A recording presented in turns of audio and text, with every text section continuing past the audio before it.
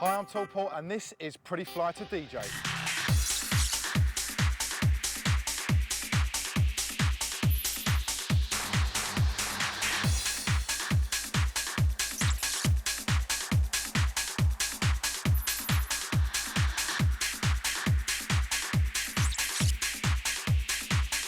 Over the next hour, I'll take you through all you need to know about DJing. We'll cover everything from beat matching to mixing, from blending to scratching. We'll also take you around the world, hanging out in Miami and Ibiza, getting essential hints and tips from some of the very best in the business.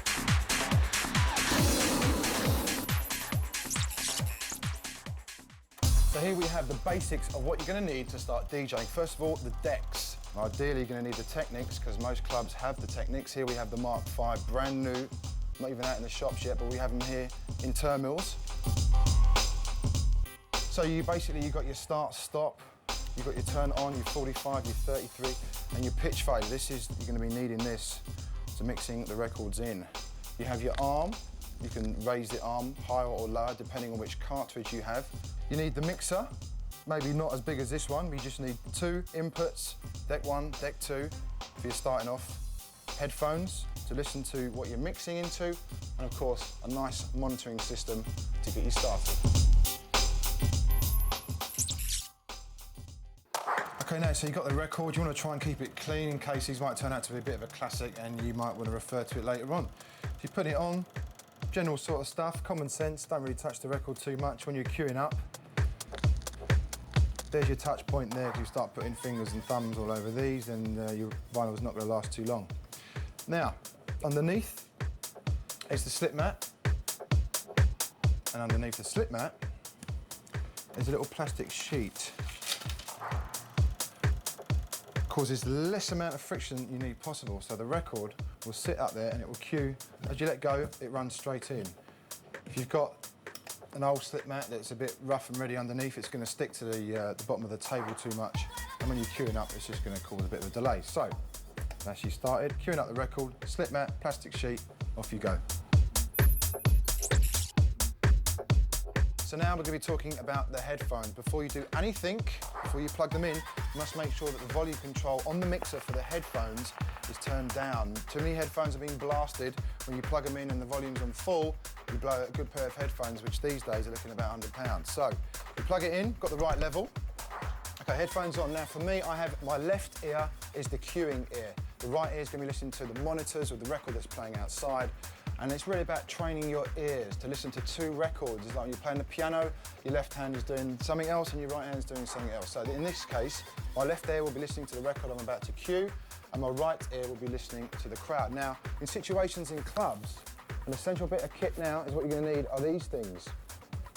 They're earplugs, and they take a lot of getting used to, but I've been doing this a long time. Now, in certain clubs, I had a gig in Moscow, and the stack was facing directly at me, and the top ends of the stack, the really high, the trebles, the hat, were coming right at me, and there was a delay in the sound system. So in situations like that, you have to think on your feet. We ended up mixing on the headphones only because I couldn't rely on the monitoring system to bleed out the sound of these hats. So the essentials, the earplugs came in. That way I can blast the monitors to their pretty full potential, and I'm not going to do my ears any damage. And if you want a lifelong career in DJing, you're going to need these, because once these babies go, that is the end.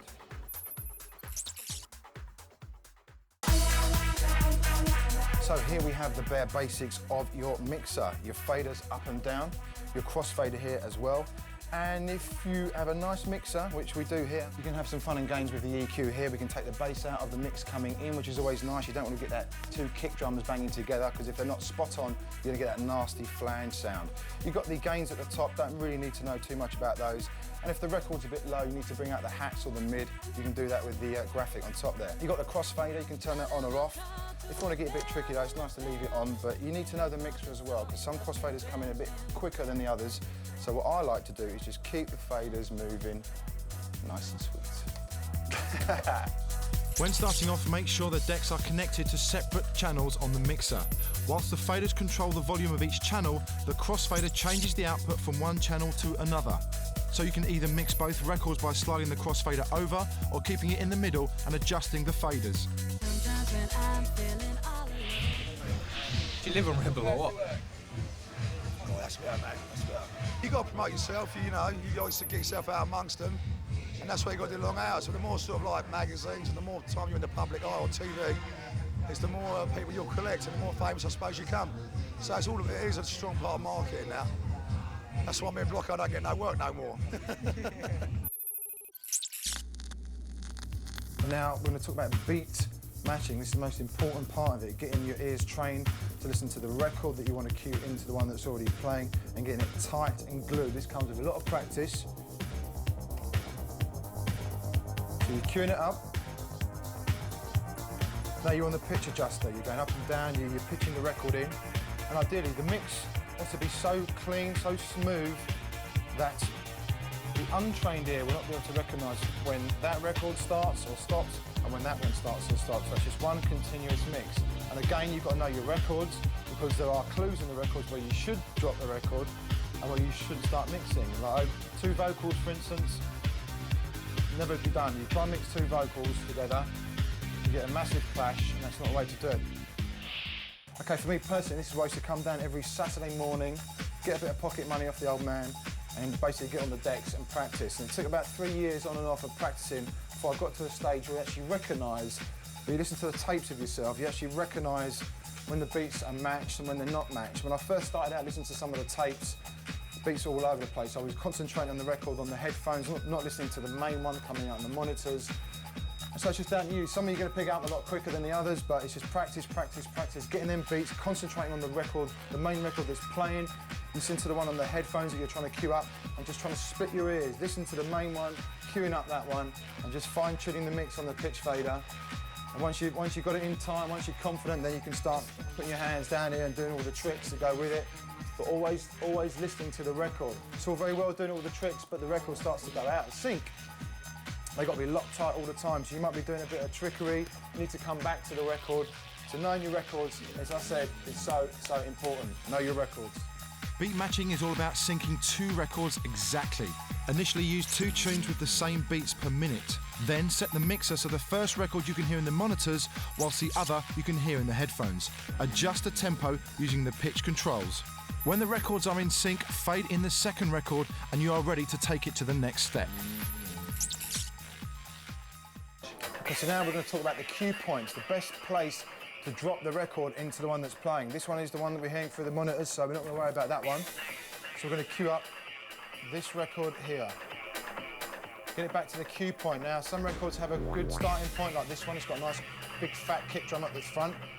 So that's where we can get the mix and feel where the record should start to come in. So once you've got the tempo sorted out after a couple of times, now what I'm going to do now, I'm going to turn up the monitor, the fader on this bit. You can hear me queuing it up. That's what I would usually hear on the headphones.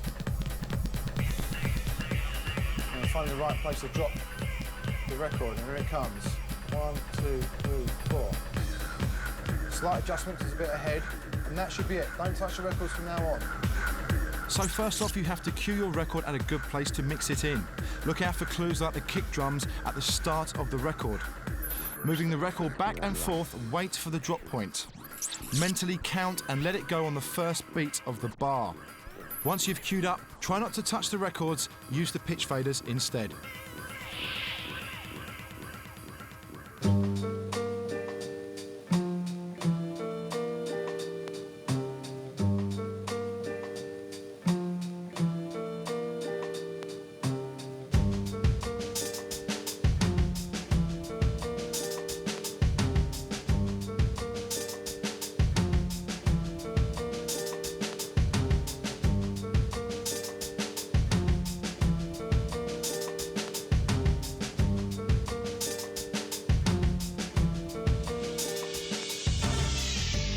Miami is a very important date in the calendar as far as the music business industry goes.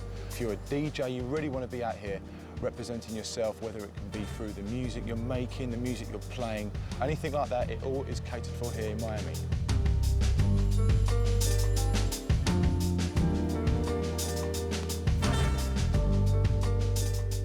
The conference was born out of music production and has developed into something a bit more than that now. 10 years ago or So the British dance music movement kind of hijacked it from a British point of view, and it became sort of a conference within a conference. You know, it started off as a kind of recognition thing, and people coming to see their heroes play, and it's evolved from there.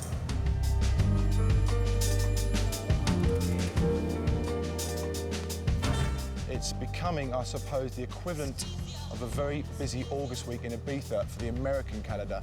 If you're coming out here for the first time and you're a wannabe DJ or you are a DJ, it's a great time to come out and check out all the clubs. You can come and hear what they're playing, the styles, where the music's going, and you might be able to nick some hints off them as well.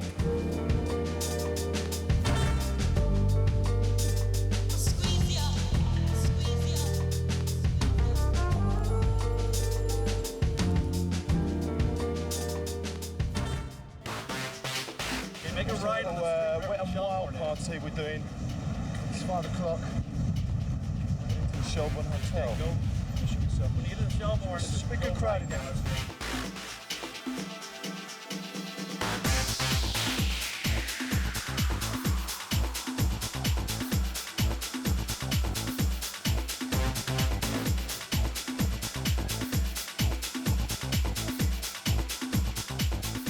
Last year we counted 140 club nights and parties in 7 days. Every single club, every single hotel, every single restaurant, you know, every pool has a DJ playing around it.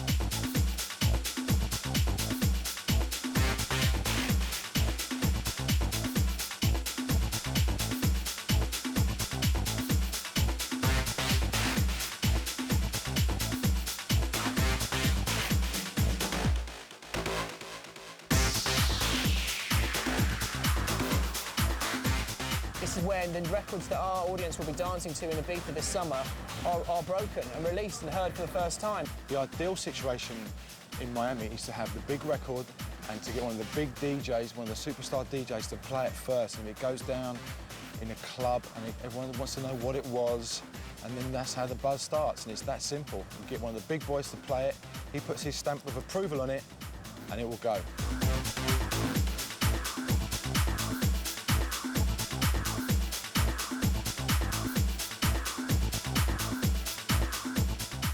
There's going to be lots of cameras around, lots of people with magazines. They want to do interviews, so it's good to get the profile up. It's good for promoting yourself and what you're doing back in the UK, for instance, with duty-free recordings, with the show I do on Kiss, and of course the nightclub terminals.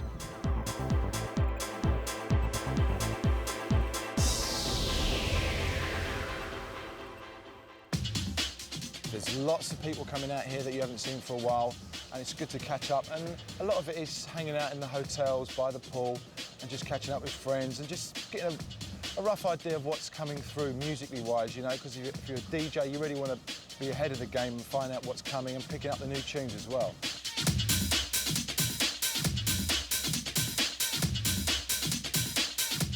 Well, we're just on the beach in Miami here trying to play a couple of games of football. We are now the Los Angeles Galaxy team. Because it's so hot, we need all the players we can get.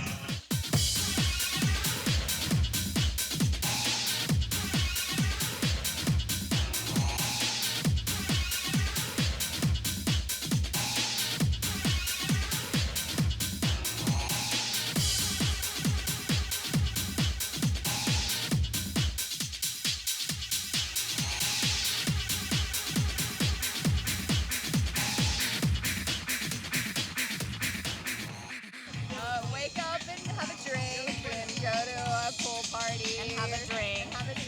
And go to the beach and have a drink.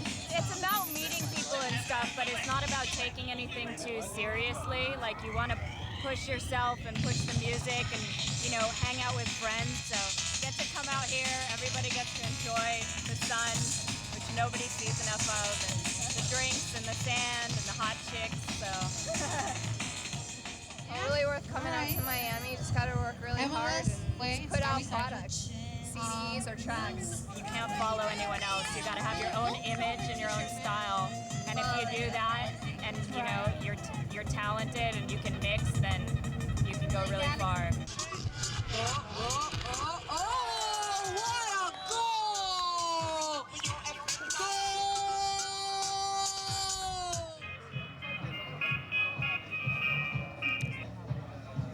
Hello. Yeah. Yeah, 4 blondes. Room 23, yeah? 4 blondes, preferably Swedish. Nice. All right. Okay, yeah, I'll talk to you tomorrow. There'll probably be brunettes tomorrow, but that'll be fine by me, yeah? I change most days, so whatever you can get your hands on, really. That's what I say. So now we go into the mix. As I said before, you're going to need a couple of records that you're very familiar with. We'll start off with this one. Okay, so we'll start one on the right. We're going to pretend that's the one that's going to be playing out to the club. So we're going to need to cue up this one and get it mixing into this one. Headphones on. You're going to need to select which channel you're using. The one on the right is already up, so you don't need to touch that. You've got your monitors. Monitors sound fine. So we start the next record. We find our cue point, which this one has a nice kick drum to start with. That's going to be a nice, easy reference point. So you don't have to worry about mixing in the right place for now. You just need to drop it in and get the tempos correct. And here we go. Okay, this one's slightly slower, so we're going to have to pitch that one up. And ideally, what you really want to do is end up in a situation where you're not actually touching the record too much. You're really just controlling the fader. You see, all the top boys when they DJ, they're just working the fader, tiny touching it up and down. Just, that needs to come down a slight touch. And there we go. So when you get the mix, when you think it's about right, you can use the crossfader or the fader. I'm using the fader here. You're coming up. Now, I'm not even going to listen to this one. I'm going to let it go out of sync. Now, I can tell now that that record is ahead of where it should be. And this is what you're going to have to try and learn. If I just slow that one down a touch, then I can hear that they're both pretty much in there. It's starting to go again, so we know it needs to be slowed down. And you get that, you can hear that kick drum start to flange where 2 kicks are in exactly the same time. And that one's a bit behind now, so we have to speed that up. And this is your bare basics of mixing, practicing and practicing and practicing, listening to one record on the left ear, in my case, listening one on the headphones. Remember then, you have to listen to the record you're mixing in and adjust its tempo so it matches the record you're mixing out of. Then you can begin to mix by cueing the other record and dropping it in on the first beat of the bar. If it's too fast or too slow, adjust the speed with the pitch faders. Okay, so now we're going to talk about blending the 2 records together. Different techniques. First of all, most importantly, you've got to have both records queued up. You need to get the one that you want to play, you want to mix into, queued up with the right tempo. So we drop that in there, slight adjustment. So we're on the pitch fade. And you've got different options. You can come in with a fade, you can turn the graphic down, you can use the crossfader. Personally, if the record is right, you can fade it up. You've got a nice beat intro. If you've got a vocal coming in, you can just turn the bass down and feed the vocal in, tease the vocal in, make the crowd know what record's coming in before you even played it.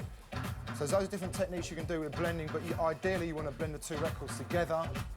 And you're not going to realise which one is starting, which one is stopping.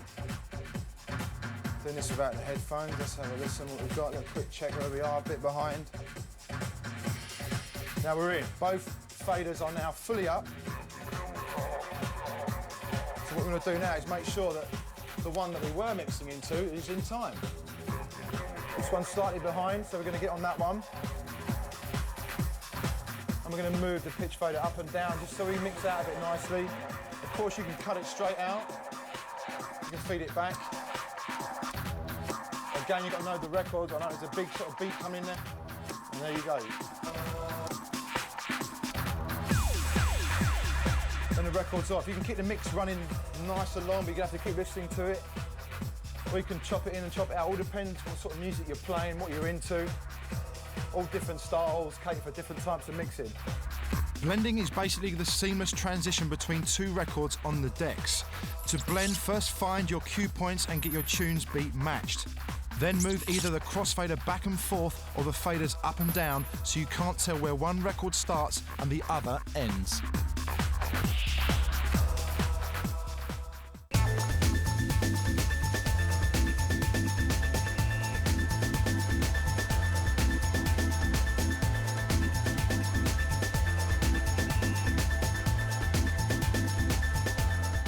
Saturday night. What we do during the summer, we give a little give back to the gallery members, and we're going to take the boat out today, and we're going to play some records. Part one of a two-part series tonight. We're going up to God's Kitchen in Edinburgh this evening. It is now 25 to 8. Let's go and play some records on the boat.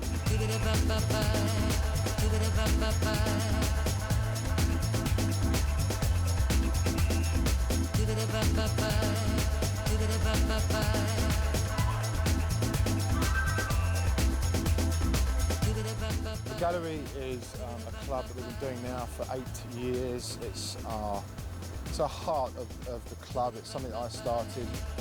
It's difficult, especially in London, to keep something fresh and keep people coming back without, you know, becoming stale. And you know, once you sit at one venue, there's only so much decor you can put up. There's only so much talent that's out there. So we like to break new talent.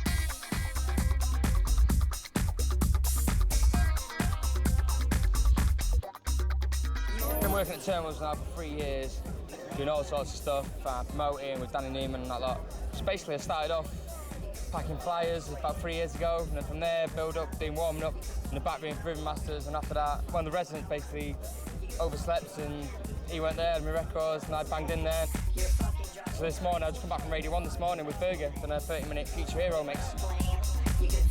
I'm in for the music, not the money. I mean, I'm there for the buzz. As long as the club's busy and everyone's having a good time, and next week people come to me and say you're wicked, that's all that counts to me.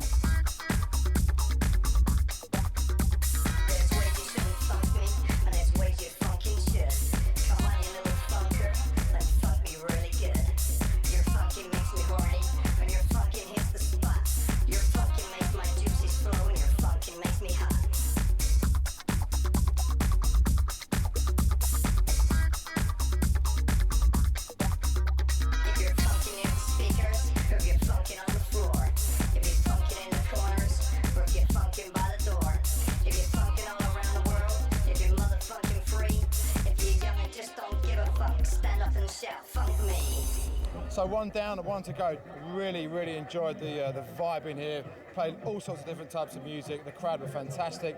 Now we're going to go up to God's Kitchen in Edinburgh for the big rave, big tunes, big sound system, big production. Let's go.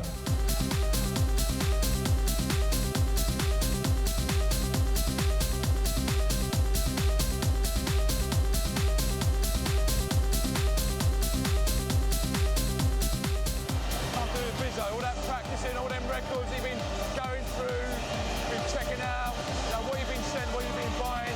This is what it all boils down to. This is where the buck stops. You're about to go on, the crowd's waiting for you, and you got to do the bizzo. It should be a good one.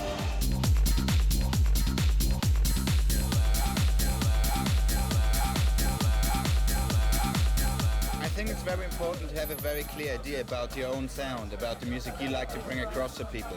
But at the same time, you shouldn't be like, you know, a snobby ass or something. You should be really able to interact with the crowd. Well, in my head, I'm still a little raving kid, and therefore, you know, I enjoy myself. If I wouldn't be playing, I probably would be on the dance floor dancing too. So I kind of try to feel what I would like to actually listen to in a sort of particular moment, and this is what I'm playing.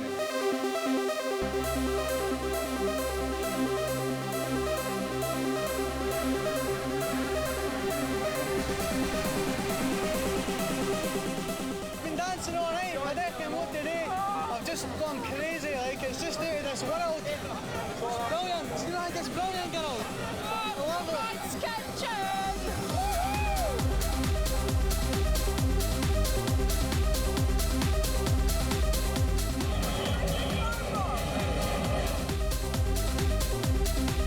You have to love what you do. That's really rule number one. Because if you're behind your decks and you're just playing and you don't even have fun, people won't have fun. They won't believe in what you do. With techno, it's good to use the EQs a lot. It doesn't change all the time like trance. It's linear. So to make it sound changing and different, you have to EQ it, you have to mix fast. So I personally EQ a lot.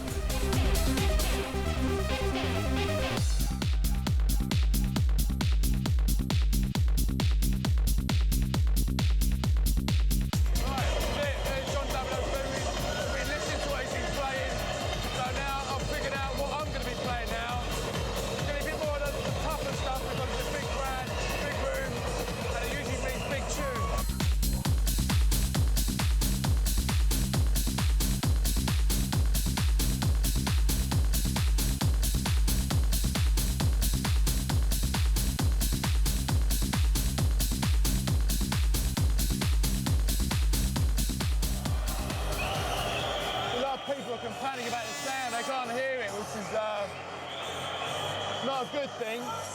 Mind you, they're right down the front, and the speakers either side of the stage. Sometimes these things happen in these big sort of venues.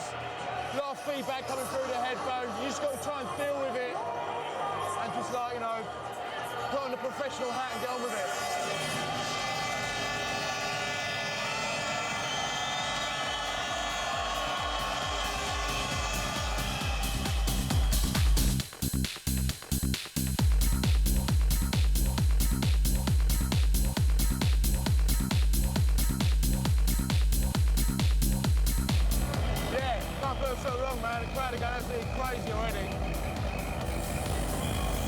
Kitchen, Cayman Store, Edinburgh.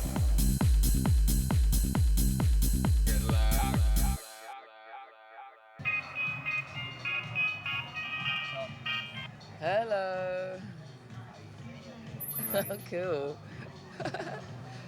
Not much, just hanging out in Ibiza by the pool, having fun. Not tonight, Josephine.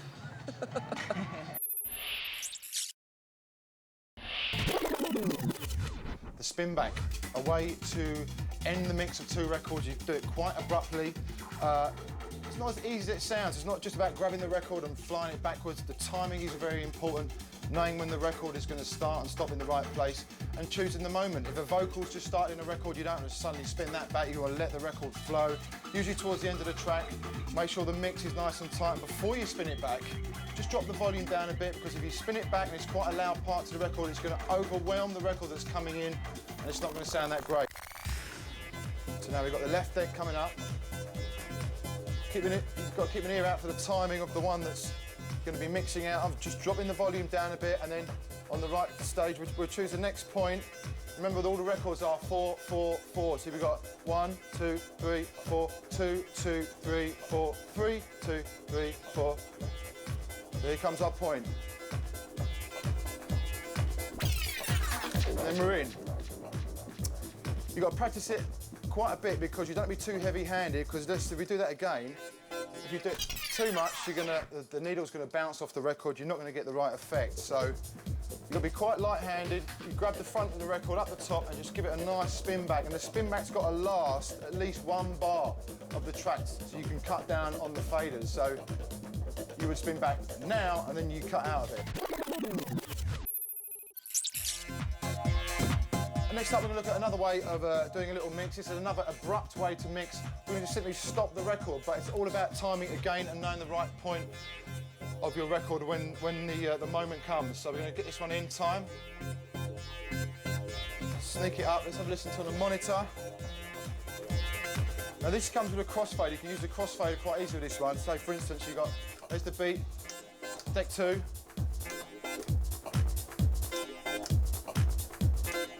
So you want to stop it, you just simply go, and then you're into that mix. So it's all about the timing of getting the right moment when that record's just about to go into something. On that last 16 bars, you fade it across, you bang stop, and then you bang it over to the record that's playing.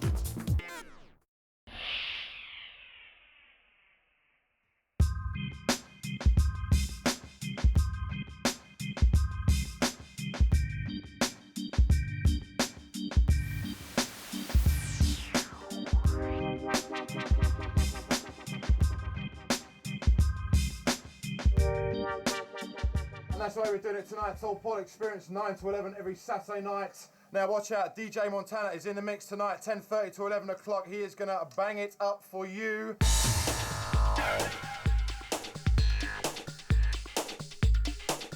Been doing radio now for about 10 years. Started off on the illegal sort of side of London town, doing all the pirate stations. Big shout out to the CLR boys and the Touchdown 94.1 crew, if you remember that.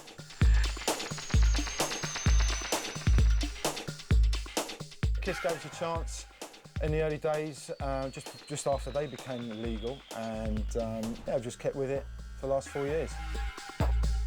Simon Long, he's not my producer, but he is for today. I'm normally the T-boy. A club DJ has got to really be able to kind of connect with the crowd, has got to kind of put on a performance, become a showman. For radio, you obviously don't need to have that visual performance. You need to be able to talk about the music in a way that people are going to find interesting. You need to be able to connect with the audience in a way that they're going to want to continue listening. You've got to be knowledgeable. You've got to sound like you're really into your music and enthused about it. With someone like me, like your specialist sort of shows, it's really not about how bubbly or how crazy you sound on the air. It's all about really the music, and obviously a bit of presentation is nice as well. We've worked closely with Paul about how he wants to format the show, how he wants to programme the show, whether he wants to include mixes from various other people, create a platform for new talent, get people to do guest mixes, do interviews. So it's not just a case of, you know, having your playlist and playing the record. Part of my job, you know, playing music on the airwaves is to play new music and give new music, you know, that push and an avenue to break through, whether it's DJing at the club or playing on the radio. I would recommend getting the pirate stations, just because it gives you an insight as to how, you know, the bare basics of radio works. Plus, you know, you get practice on talking to the mic, because it's not easy just to come in and play your stuff and there's a crowded room and, you know, you've got to say something on the mic, give out phone numbers, you know, emails, address, places where the parties are going to be at. From a professional radio point of view, I very much look towards the pirates to see what talent there is. I think they're great. It's all experience. Obviously, it is illegal, but you listen, you know, if you're in London, just tune on at the weekend and you count how many stations are out there doing it. There is a market, there is an opening for it, and the demand is being supplied by the pirates. So it's a good laugh as well. Just be careful from the PC plod.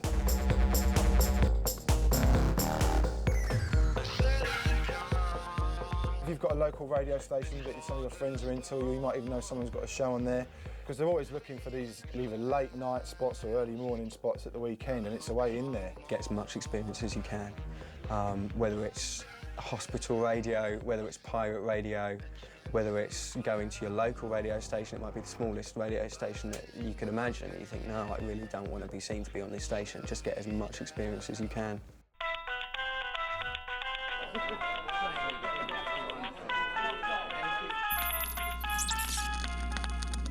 Okay, just give you a little start and a little hint when you start mixing. If you get two records exactly the same that you're familiar with, you put one on the deck and then try to mix the other one into it.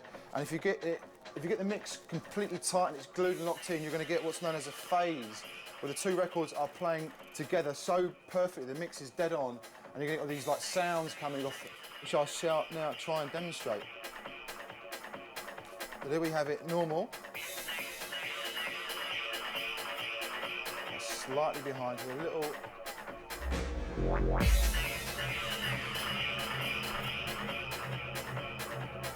You'll notice it a lot better when the kick comes into the record.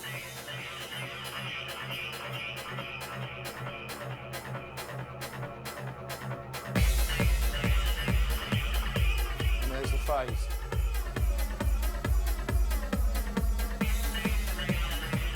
A nice little gimmick, nice little trick to pull off when you're in the mix. Get a big record of the moment, get another copy of it, you can start cutting back and forth to it. You get them in time, you get that nice phase sound. So what I'm doing with the fader, I'm just pitching it up and down slowly so it's coming across the record, coming back in. You can actually control the phase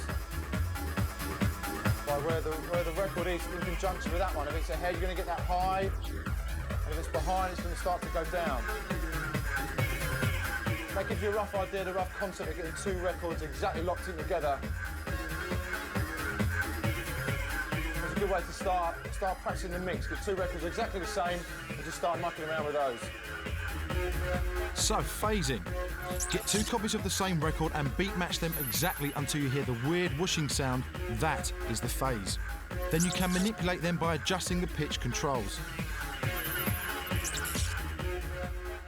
Now we've got the transformer button right at the very top. It's like, it basically turns the fader into two possibilities. You can use it for a deck, or you can have like a tape deck, or a DAT, or as we have here, the CDs. So, using the spin back, but it's a controlled spin back. You're winding the record back, you're letting it go, you're winding it back and letting it go. And using the transformer, you can get a little effect.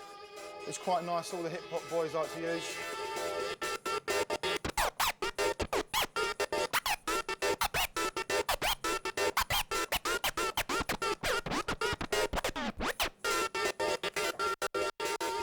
Now, a good tip when you're transforming is to find a point of the record that is a nice long point, i.e. vocal. In this case, we're using a horn. Now, it'd be very difficult to transform just like a kick drum or like a hi-hat, because there's that tiny bit. You need a nice long part of a record, i.e. the horn. So you can get that effect because, you know, as you spin it back a couple of times, it's still in there. So you can transform it, you can pull it back, transform it forwards, pull it back.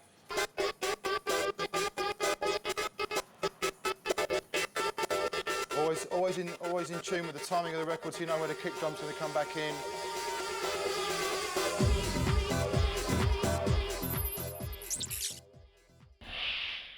So now we come to the part of the show where we talk about music selection.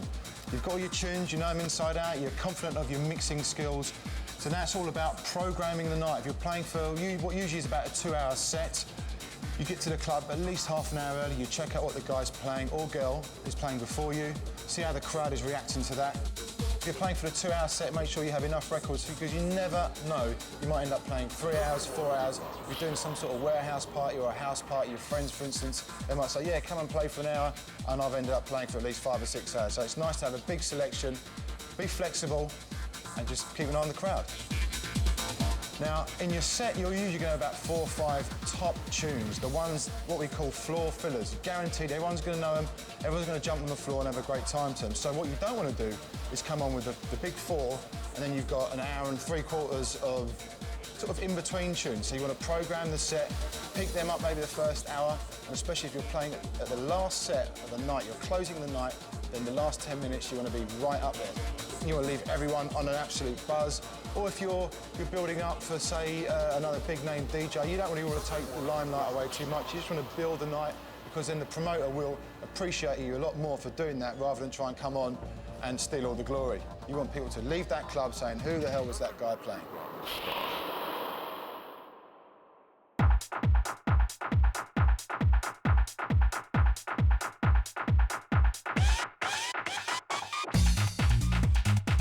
Okay, here we are in Oxfordshire, to Massive Records, probably one of the best record shops in the country. This is all about buying the tunes, listening to the records that you're going to create your taste, and what you're going to eventually, hopefully, playing out into the clubs. Let's go.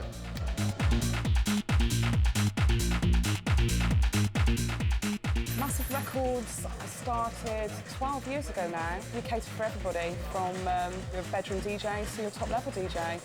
When the whole kind of dance scene erupted in 87, 88, that's what I really got into. Always wanted to do my own dance specialist store. So here I am today.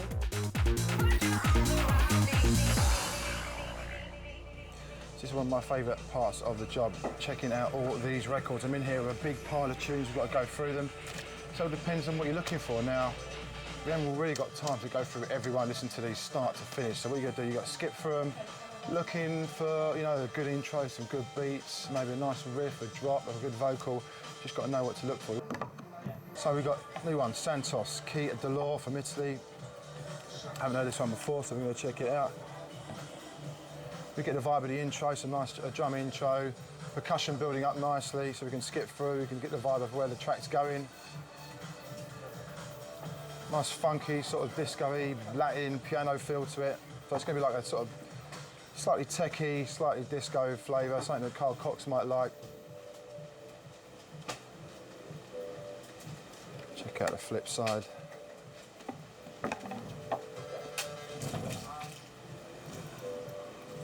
You can see these little grooves that I was talking about earlier, something that you can't do with the CD players at the moment, but they're getting it sorted out. So these little grooves, that's usually the break or the vocal drop or something happening in the records. You can usually skip to that. There's your intro there, there's all your drums. You really don't have to listen to that over and over again. You can hear what's coming in, the hats, the percussion. And there's the drop, the track is off. It's got a nice Latin feel, that sort of tune that will go well in Ibiza. So we're going to keep hold of that one, add it to the pile, and off we go to the next one. There's such a stigma attached with record stores. So many people have had bad experiences in record stores. Moody staff, I mean, here at Massive, we are completely the opposite, friendly as possible. Hello, Joanna. Hello, darling. How are you? Well, on a consultancy basis, we look after everyone from Pete Tong, Paul, obviously, through to Sasha, Fatboy Slim, about 400 A-list guys worldwide, I suppose. The idea of a good shop is to know your customers. So you walk into the shop, you need to get a relationship with the guys behind the counter, so they know you don't have to go through hundreds and hundreds of records that you're not going to like. So, for instance, this pile here is what I've gone through so far, and these are the ones I'm going to take. And I've only probably put away about 3 or 4 records, and they're the ones I've already got. So, you know, the guys know their stuff, they know exactly what sort of stuff I'm into. I mean, for us, one of the main things is actually sourcing as many hot, exclusive titles as possible. A lot of record stores deal with, say, a handful of 15 distributors that are all UK-based. For us, we'll go worldwide in sourcing as much hot stuff as possible. There we go. Be gentle with me. OK, Paul. Thank you. Excellent.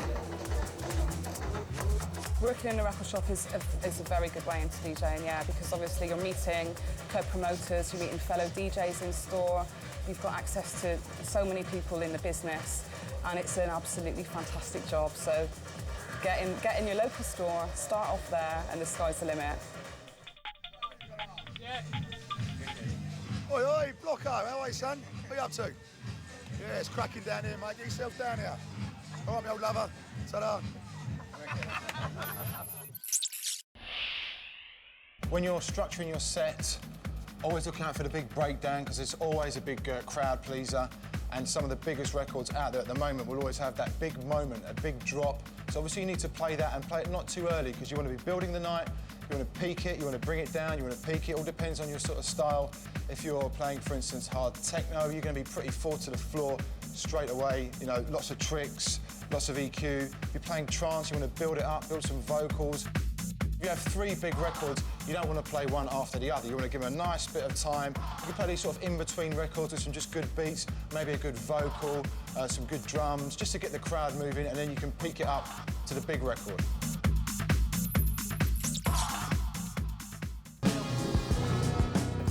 So here we are down in the Terminal studio in the basement with Ollie from Digital Fidget, John Chalmers from Digital Fidget. Cool, and these boys are working on the track. And what we're doing today, we're going to get you in the studio and we're going to sort of give you the rundown of how tracks are actually made, the 4/4 formula that I was talking to you about, the 4 to the 4 beats of pretty much every house record that is made. So if we can zoom in here, please, Johnny. Now, these orange cubes here represent 1 bar, which is 4 beats, the 1, 2, 3, 4. And they work in formulas of 4. There's 4 bars, there's 8 bars. Now, go. 2, 3, 4. There's 1 bar, 2 bars, 2, 1, 2, 3, 4. 4 bars, right? Now, you count to another 4 bars, then something's going to happen here. It's the hi-hats. There's the hats. They come in on the 1, 2, 3, 4.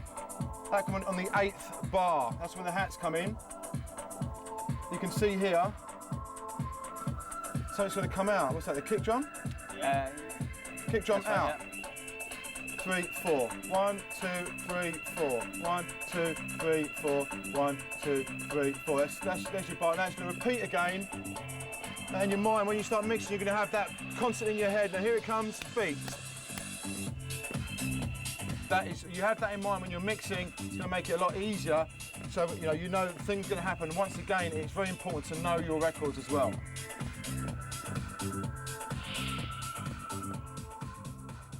Now there's so many DJs and everyone wants to do it. The quickest way I would say now is to make a track, I think, or start your own night, build a crowd, get people behind you. Just work really hard. It's not all about glamour and fun and all that. It's really hard work. So we come to the part of the show, we're talking about the EQ, equalisation of the track. On this mixer in particular, we have your basic 3. You've got your bass at the bottom, you've got the mid, and then you've got the tops. And they basically do what they say. You've got the bass cut out. You're in the mix. Your record that's coming in, it's got a nice big fat kick drum. You don't really want the 2 playing together. It's going to sound muffled and distorted. You can drop one of them out. I tend not to mess around with the mids too much because you can never really can tell what it's going to sound like on the house system as well. Usually around for the vocals or a big synth line, a big pad for your trance sort of stuff. You can take out the tops, like a lot of the techno guys like to take out the tops. And then EQ into the techno tracks, you've got a big hi-hat to come back in, wait for the bass. Most mixers are set up at the 12 o'clock position. Sure, you can blast it a bit over to the right, give the momentum of the top end of the track coming through, but the bass as well, you've got to be very careful. You start blasting that bass, EQ up, you're going to start damaging the system. People are going to know it, you're going to be in the mix, and it's going to ruin the whole set. We are here in Red Square, downtown Moscow, in beautiful Russia.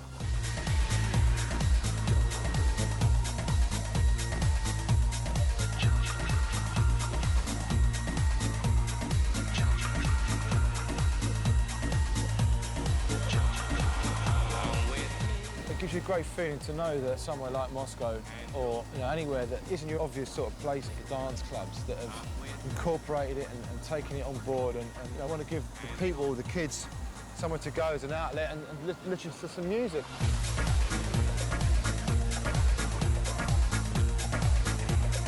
Boys and girls. Boys and girls.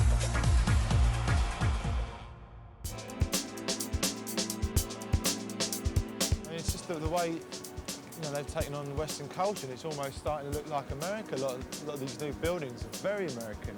And then you've got the remnants like that building there of the history of the place and all the hard times that they've been through. But yeah, the doors are wide open here, and in some aspects, you could say it's a sort of uncharted territory.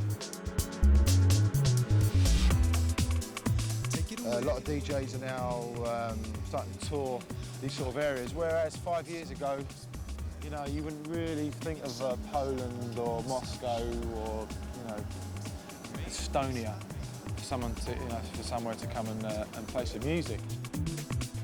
Usually, you're quite excited going on tour, especially if you've got a long tour. Anything over a week, 2 weeks. The first couple of days, you're going to be all excited and you're meeting the promoters. What you don't want to do is go too crazy too early, because then after about the third or fourth day, it starts to become a bit of a hard slog. So you've got to pace it. Make sure you get as much sleep as you can, because you're on the road. You have to catch hours here on the plane, on a coach, on the car. If you're going to the States, especially West Coast, like LA, San Fran, then sleep becomes an issue, because before you know it, you're DJing at 2 o'clock, which is equivalent to 10 in the morning. So you literally have to stay up 24 hours to try and beat it.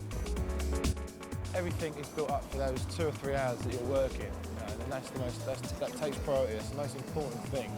You want to be prepared, you want to be fresh, you want to be vibed up to do your job.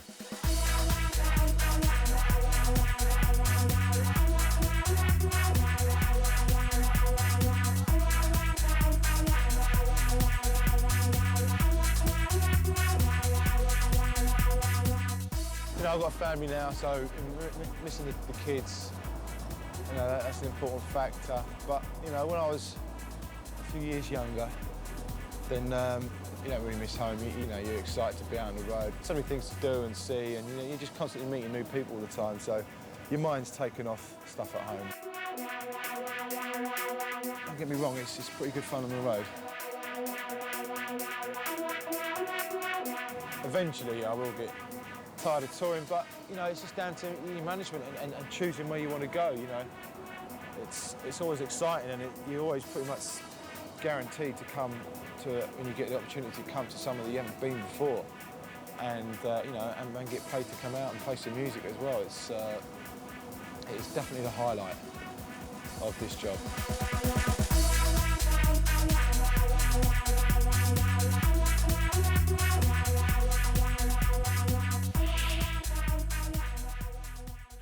Make sure you've got your tapes right, your CDs right, whatever format you want to put them on, mini disc, that. Get them to the promoters, get them to the club managers, and you basically got to hassle yourself, to get the work. It's hard. Okay, now we come to a section where we talk about making tapes. You're going to need to let people hear what you're playing. You might be sending them to promoters, to DJs, to radio stations, whatever. So I would suggest the first half an hour of your mix, your favourite stuff.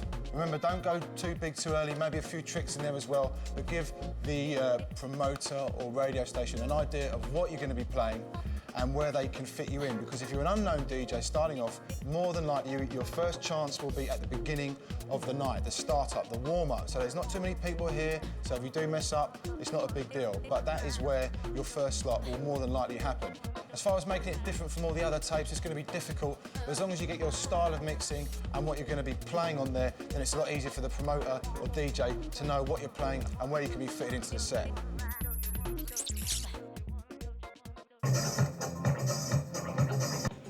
A couple of things you need to know about scratching. If you're gonna scratch a vocal, for instance, best to get the attack, which means there's nothing behind it. So when it comes in, there's nothing underneath it. There's no kick drum, there's no music, it's just the vocal. So then you're going to get that nice effect of, okay, there's the word, club. There's nothing behind it, it's nice and clean, so you can come in.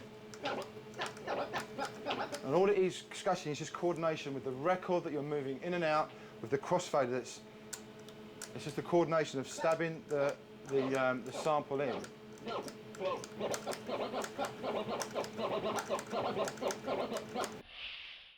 Use the vocal stuff to start with. I mean, you can use your beat scratches.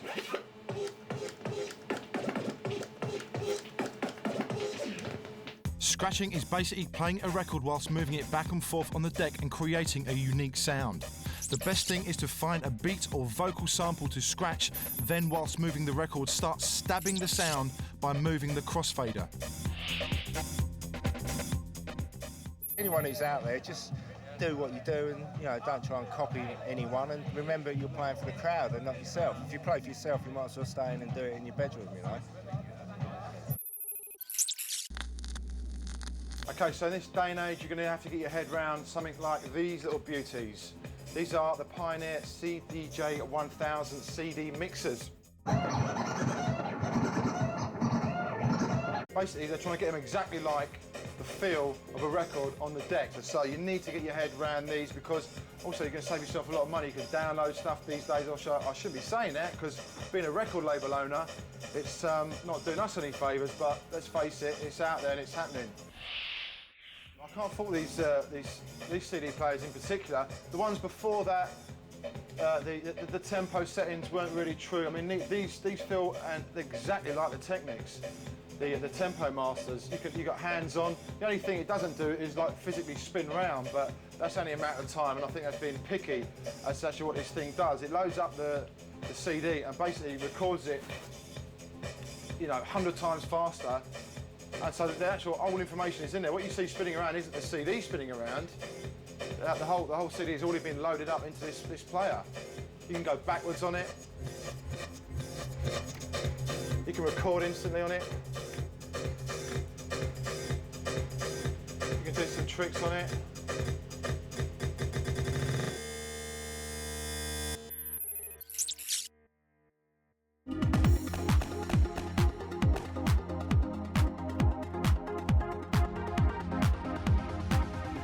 So in this part of the DVD, we're going to be looking at technology and the future of dance music. So things are getting pretty crazy at the moment. Check this out, Moto Mixer, latest edition for your mobile phone. You can actually mix tracks, yes, mix tracks on this little baby. Now, some of the DJs are saying this is the way forward.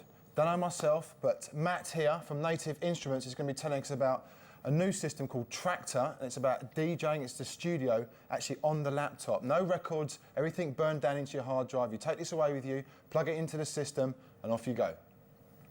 I suppose this would be a great way to understand, the actual sort of dynamics of mixing, the way you can see the waveforms of the tracks. You can see quite clearly where the kick drum repeats, and that will obviously be your cue point. But you can hold, up to, 10,000 tunes on here quite easily. Record your mix in, you can then go through. If you make a bit of a mistake, then you can go back and redub over, so it'll automate all the knob movements and everything that you do. And you've also got filters as well, so you can get some nice filter effects going. Matt, Thanks for coming, Dan. Pleasure. And yeah, great system. I'm gonna nick this one off him. This is for me. And I'm gonna have a little fiddle around, and we might be using that in a few years' time, never know. Now, this little baby is called the... This is the final scratch setup. Yeah. And what we do, you just looked at Tractor there. Yeah, we saw Tractor. Very similar operation, only now you can manipulate the track using vinyl. So the vinyl has a time code on it that will talk via a hub to the laptop. Look at this piece of vinyl. Now, this is not your normal vinyl. This hasn't got any music as it, you know, like you buy a record in the shops. There's nothing on this, but what it is... It's a time code. It's a time code that the computer can speak to. So, as we will demonstrate... And that's not the music off that, because we can change anything we want to come out of that deck. If we stop it, the computer recognises that I've just stopped it. If I actually stop the whole thing, I start to rewind it, the deck is telling the needle, telling the computer that I'm rewinding it, I'm getting faster and faster, I've stopped it, and I've restarted it. Just give us a rundown of what you're seeing. You've got all your different record boxes. You can lay out the record box any way you want. It's easy to see it in the dark, and you can do searches using the search facilities to find any track you want. And then you can load the track to the left-hand deck, which is this side here, or you can load it to the right-hand deck. What we're looking at here is a waveform. Now the waveform is showing the peaks, which are the drums. Doom, doom, so now you can see something's coming up here. It's going to be a drop, so here we go. This is going to be handy for the lighting engineer. Sure, yeah, that's a good point. No excuses, Yes. Bang, here we go. Thanks for bringing the system down. This is going to be in clubs a lot more often, and if you're getting into the DJing stuff, it's definitely worth checking out because it is really the future of how music is being played in clubs.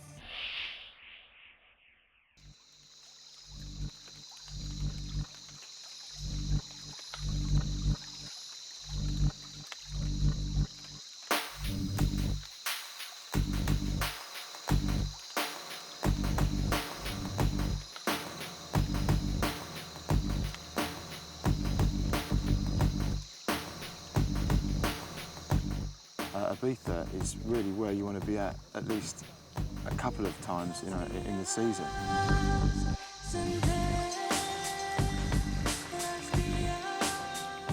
For the size of the island, it has the best clubs, without a shadow of a doubt, in the world, in this tiny place. You know, it's got the weather, it's got the sunshine, it's got the vibe, slightly old sort of hippie vibe initially, and then, you know, it's just the sort of place where you can come. You can chill out, you can find the beaches, you can go to the restaurants, or you can go crazy and party all night. It's geared up for whatever you want to do. It's got everything. People are out here, they've left everything behind. They're here for a week, 2 weeks, 3 weeks, whatever.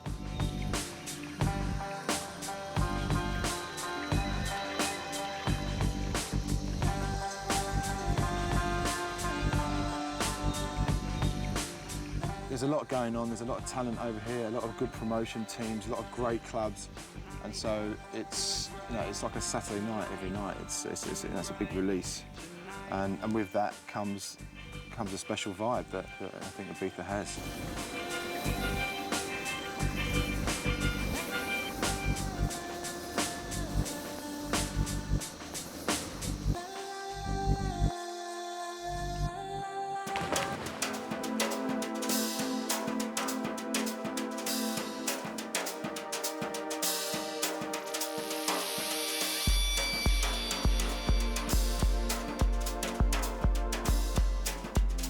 It teaches you to appreciate time away from home, you know.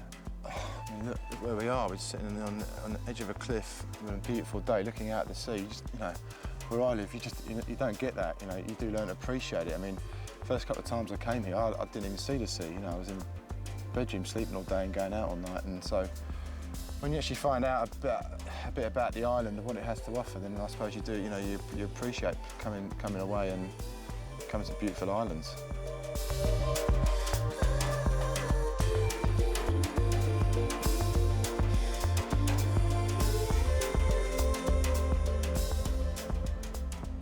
Yeah, there was a couple of points. I remember sort of thinking, no, about sort of 89, 90, 91, and it's weird because I was looking at it, I think these guys have got it sewn up, man. These like Ramplins and Groove Riders and Carl Cox and Nicky Holloway and Oakenfold and Trevor Funk, and it was just like, these guys have got it all going on. You know, these guys have got it. There's no sort of way in, and I was just out doing my stuff and DJing and playing all over the country, just happy to be doing it and driving up to Leeds on a Tuesday night and Sheffield on a Thursday. Just didn't. You just wanted to be doing it, and then making music, I've got to say, really, really helped. I mean, that is something as a DJ you want to pursue. One good record with the right name, it's in people's memories, and then the next one, I mean, you get on a little roll, you're off, and it helps you jump that many steps on that ladder. If that does happen, you want to be prepared for it. You don't want to be making records and then suddenly get all these gigs, these DJ gigs, which happens a lot, where a good producer that's making the right records gets the DJing spot and is no good. Can't really mix, not really up for it because he's a producer first and hasn't really got the background of DJ. He's become a DJ because he's been a producer. So, be prepared for all eventualities.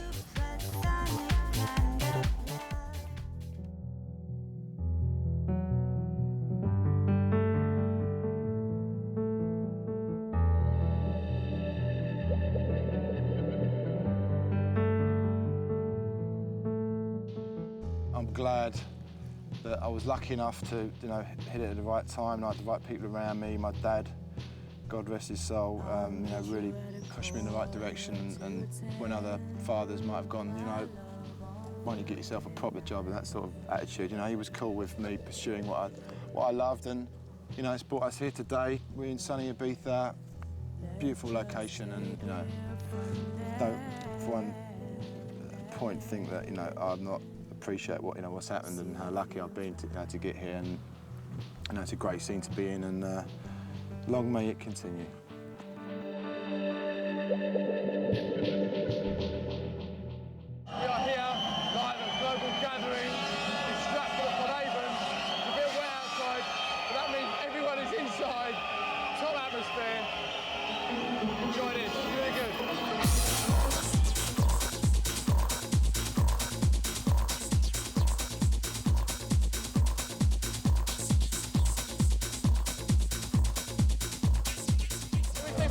About the DJing skills, all the bits of information, all the tips. That's all from my personal stuff, that's my personal style. It's just a bit of a way to help you create your own style. You might want to mix different, you might want to scratch different, you might want to spin back different. But it should help you with all the tips and all the stuff that you need to play places like this, Global Gathering. Check it out.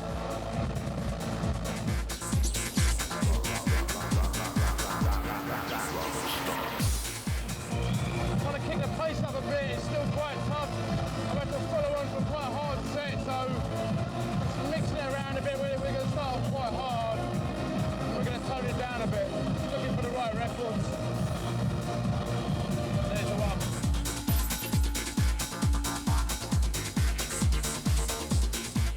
About half an hour, so I've introduced you some new music. Now we start really putting the foot down, getting the crowd going. It's a big crowd. I want to get the whole place buzzing. So I've got a few get out of jail free tunes.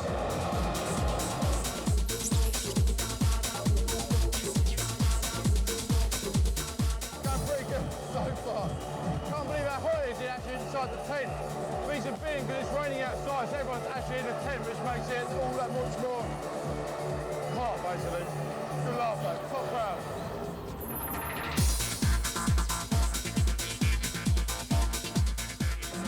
Completely out of time, you hear that?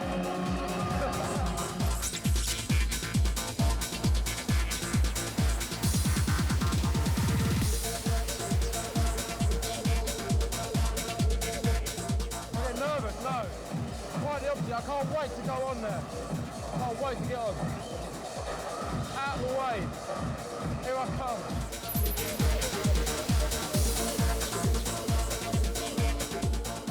Queen, Radio Gaga, remember the video? Check this out, one.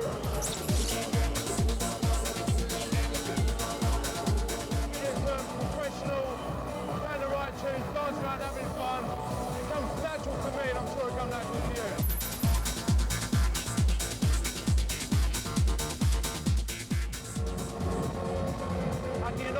this job. Lucky man.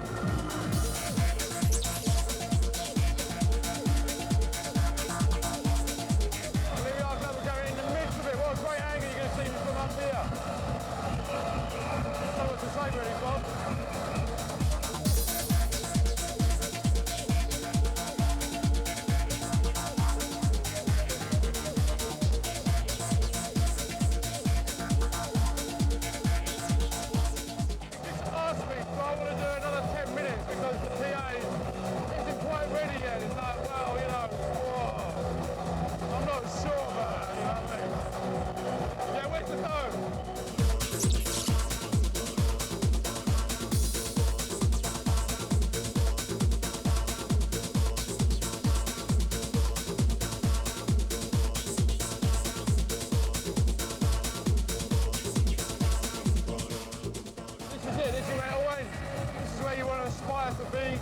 Playing great gigs like that to a great bunch of people. It won't be easy, but you know, if you be true to it, if you're a big lover of music, then that is your drive, your persistence. You know, create your own style. Hope this video is going to give you a bit of push in the right direction. So good luck, all right? God be with you.